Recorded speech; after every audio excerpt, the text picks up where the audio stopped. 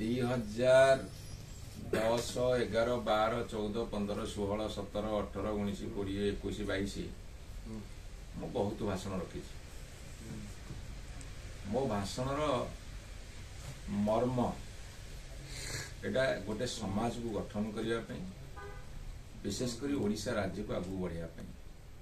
आपण माने जदि मोर पूर्व भाषण शुणिबे से भाषण आठू अधिका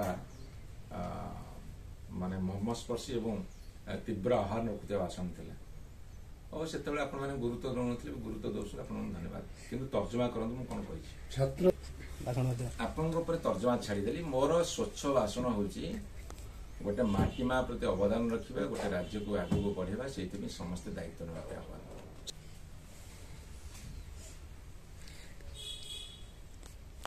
आपन केमिति ग्रहण करें मुझे जानी। प्रोग्रेसिव थॉट मो माइंड भीतर सब प्रोग्रेसिव थॉट थाए एवं ताकू कार्य प्रतिफलन कर चेष्टा करे। व्यक्ति, समूह, राज्य, देश